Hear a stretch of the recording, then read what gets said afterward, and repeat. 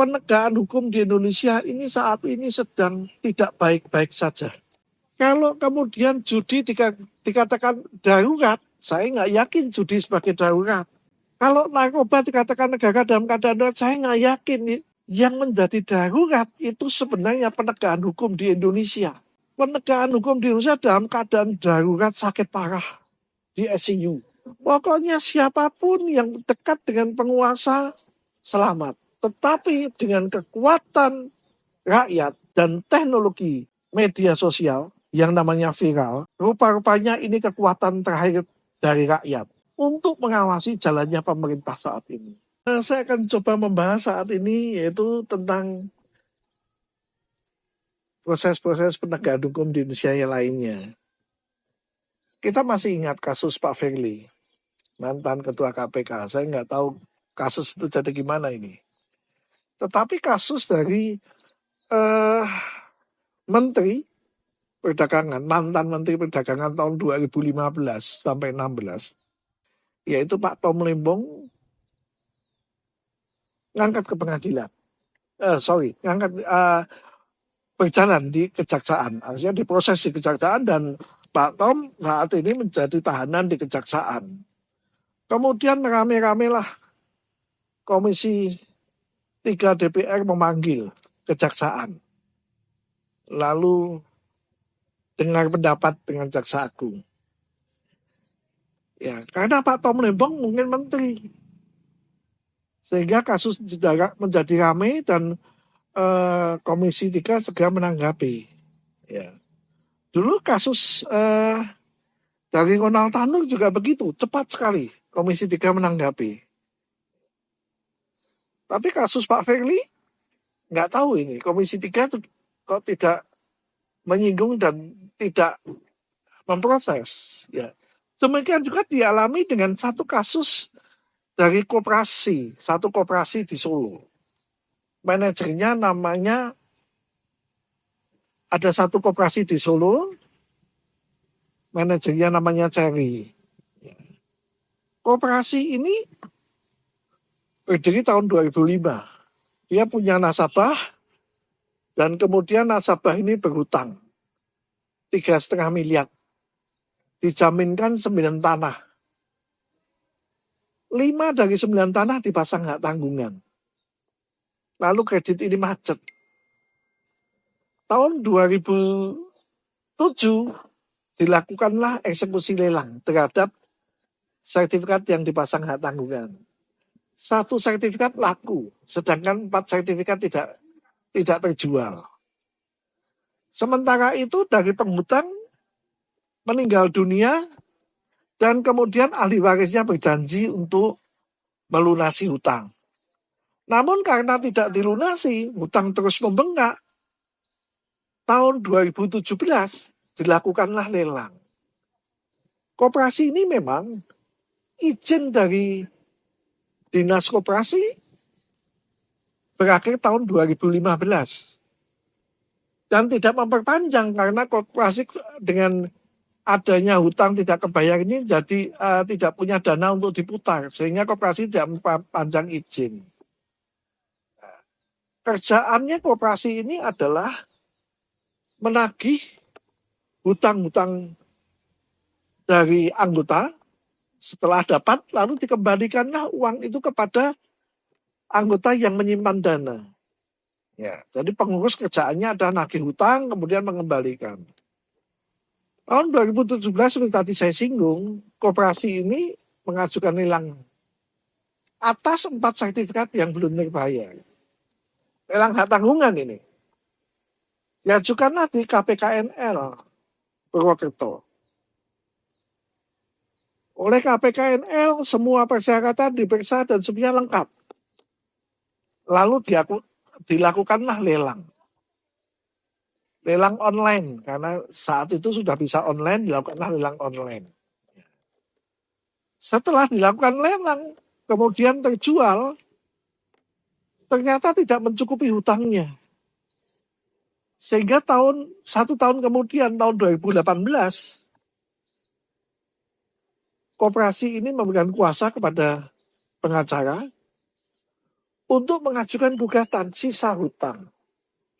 Pengacara mengajukan gugatan sisa hutang dan memohon dilakukan sita jaminan terhadap 4 tanah yang tidak dipasang hak tanggungan. Namun yang terjadi adalah koperasi ini dilaporkan polisi. Laporannya adalah memberikan surat palsu dan memberikan keterangan palsu. Laporannya tahun 2018. Lapor di Barreskrim lalu dilimpah Polda karena jumlahnya kecil. Ya. Lalu diproseslah. Diproses semua. Keluar SPDP pertama. Masih sesuai dengan laporan. Yaitu tentang pemalsuan surat dan bukan keterangan palsu. Ya. SPDP pertama dikembalikan oleh Kejaksaan. Menurut peraturan Jaksa Agung, SPDP yang dikembalikan itu berarti perkara tidak dilanjutkan. Tapi yang terjadi terbit SPDP 2, tidak ada laporan polisi lagi. Tidak ada laporan, tiba-tiba terbit SPDP kedua. Sehingga dengan dasar SPDP kedua, mintalah perlindungan hukum ke Barreskrim. Dilakukan gelar di Barreskrim.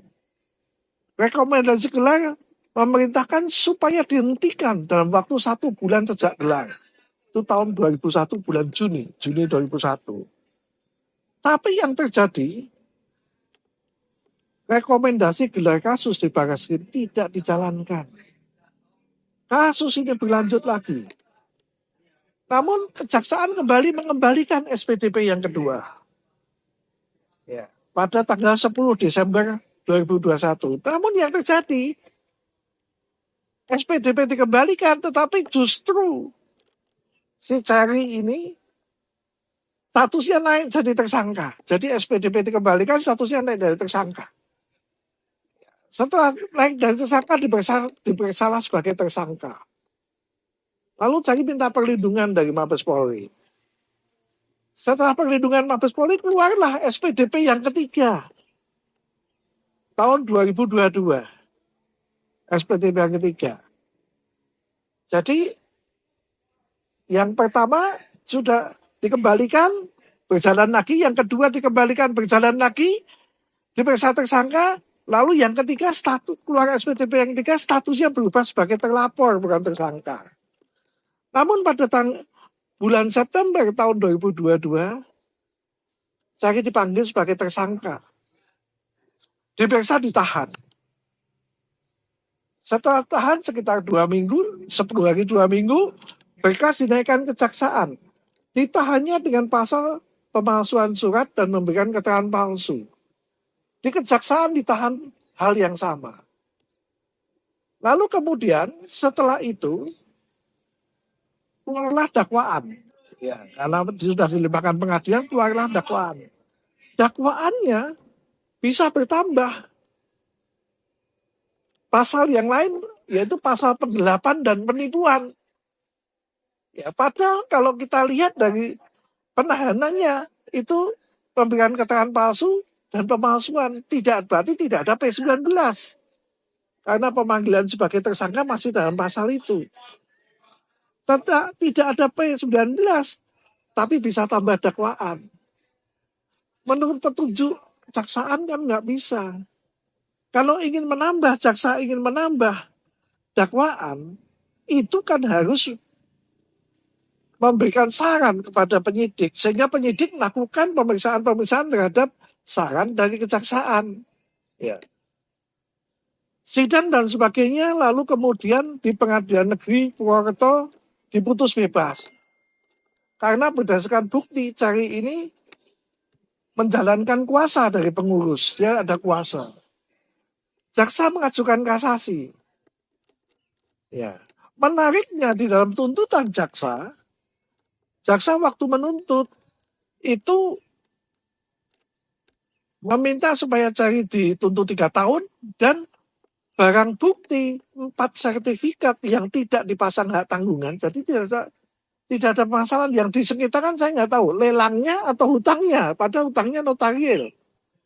4 sertifikat yang tidak dipasang hak tanggungan dimohonkan agar diputus dikembalikan pada pelapor. Ya, ini aneh sekali. Tetapi saya katakan pengadilan negeri Purwokerto membebaskan. Jaksa kasasi. Dan hebatnya di kasasi. Segala tuntutan jaksa dikabulkan, putusan Purwokerto dibatalkan. Saya dihukum 2 tahun, terbukti pidana. Padahal lelang itu dilakukan oleh KPKNL. Hasil lelang masuk ke rekening koperasi. Lalu kemudian saya menjalankan sebagai kuasa. Dari koperasi diputuskan oleh pengurus, digunakan untuk mengembalikan simpanan anggota yang lain. Yang dilelang hak tanggungan. Ya. Kemudian putusan yang selanjutnya adalah barang bukti tadi 4 sertifikat yang tidak dipasang hak tanggungan dikembalikan ke pelapor. Nah ini hebat sekali. Jadi enak itu pelapor. Nggak bayar hutang, jaminannya bisa kembali. Lalu selanjutnya, Majelis Hakim Kasasi mengatakan ada ikatan batin antara Cherry dengan pengacaranya. Sehingga berkasnya dikembalikan ke Polda untuk memeriksa pengacaranya dalam kaitan pasal 55. Jadi hanya untuk menggeret seorang pengacara maka harus dibutuhkan rekayasa yang luar biasa.